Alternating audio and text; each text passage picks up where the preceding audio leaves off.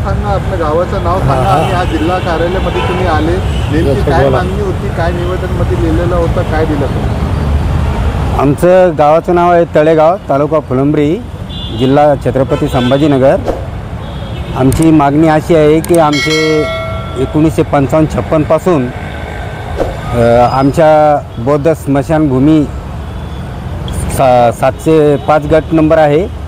त्या गटामध्ये शाळेचे संस्थापक अध्यक्ष कैलास पाटील गव्हाड यांनी त्या शाळेचे जे बाजूला जी जागा आहे आमची गायरान जमीन आणि स्मशानभूमीची, त्या माणसांनी सर्व तिला सपाटीकरण केलं आणि त्याच्यावर ताबा घेतला आणि पूर्ण तो त्याच्या ताब्यात घेण्याचा प्रयत्न म्हणजे 15-20 दिवसापासून केला त्यांनी. त्याला आम्ही रोखलं तर त्यांनी आम्हाला अरेरावीची भाषा केली. तुमच्याकडून काय होईल ते बघून घ्या, मी राजकीय माणूस आहे, माझं कोणीही वाकडं करू शकत नाही असं त्यानं आम्हाला धमकी दिली. त्यामुळं आम्ही त्याच्यावर ऑब्जेक्शन घेतलं आणि तहसीलदार साहेब आणि कलेक्टर साहेबाला निवेदन दिलं. आता याच्या अगोदर तुम्ही पोलीस स्टेशनला नाही गेले का? पोलीस कंप्लेंट नाही केली का? पोलीस कंप्लेंट केली ना हसनाबाद पोलीस स्टेशनला. पोलीस म्हणे आम्ही त्यांना सांगतो, आज ते त्यांना म्हणे तहसीलदारला मी निवेदन देतो आणि त्याच्यावर लवकरात लवकर काहीतरी समस्या तुमची सांगतो म्हणे. आमची म्हणजे पूर्वजापासूनच आम्ही तिथं अंत्यविधी करतो आणि बौद्ध स्मशानभूमी म्हणून ही सर्व गावकऱ्यांना माहीत आहे.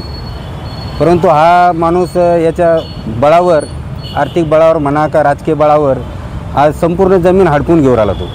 कलेक्टर साहेबांनी काय सांगितलं, काय आश्वासन दिलं? कलेक्टर साहेबांनी सांगितलं की मी त्याच्यावर चर्चा करून हे करून तुम्हाला न्याय द्यायचा प्रयत्न करतो. आज वंचित बहुजन आघाडीतर्फे तुम्ही आलेले आहे, तुम्ही पदाधिकारी आहे वंचित बहुजन आघाडीमध्ये. हे जे जमीनचे जे मेटर आहे त्याच्याबद्दल सगळं त्यांनी कब्जा केलेला आहे, तुमचं काय म्हणणं आहे आणि तुम्ही यांच्यासोबत का आले? माझं नाव योगेश सुधाकर दाभाडे, मी वंचित बहुजन आघाडीचा माजी शहर उपाध्यक्ष आहे. फुलंब्रीमधील तळेगाव या गावातील सरकारेच्या नावे असलेल्या 705 गट नंबरमधील या जमिनीवरती जी जागा आहे, ही जागा बौद्ध समाजाच्या स्मशानभूमीसाठी ही सरकारने दिलेली आहे. तर या जागेवरती मला असं कळलं की संस्थाचालक जो आहे कैलास गव्हाड म्हणून, सरस्वती विद्यालय तळेगावमधील, हा जी जमीन आहे ही तळेगावच्या मेन रोडला असून ती त्याच्या नजरेमध्ये आलेली आणि ती त्याच्यावरती तो हडपण्याचा प्रयत्न करत आहे. तर ही माहिती भेटताच आम्ही अप्पर कलेक्टर साहेबाला यावेळेस भेटलेलो आहे. भेटून त्याला निवेदन दिलं. त्या निवेदनामध्ये त्यांना सांगितलं आहे लवकरात लवकर याच्यावरती कारवाई करण्यात यावी. याच्यावरती जर कारवाई केली नाही तर कदाचित जर समजा असा अनुचित प्रकार होऊ नये, जर एखादी मयत झाली तर ती मयत या संस्था चालकाच्या दालनामध्ये आम्ही मयत ही करू.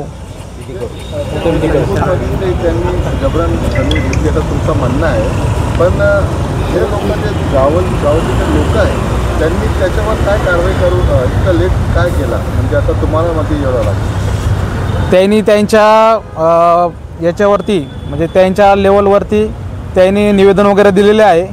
पण हा जो माणूस आहे त्याचा राजकीय संबंध आहे आणि हा पैशाने धंदाणका आहे.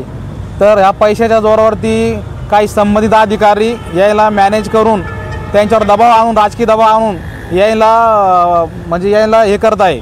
जर मागणी पूर्ण नाही झाली तर पुढच्या पायरी वंचित बहुजन आघाडीसोबत काय? जर या गावकऱ्याची जर मागणी पूर्ण झाली नाही, ही जी जमीन आहे ही बौद्ध समाजाची स्मशानभूमीची जमीन आहे, ही जर जमीन लवकरात लवकर या या संस्थाचालकावर जर कारवाई करण्यात आली नाही तर या जमिनीसाठी सर्व बौद्ध समाज बांधव आणि आंबेडकरी संघटना पक्ष एकजूट होऊन मोठं जन आंदोलन उभं करू.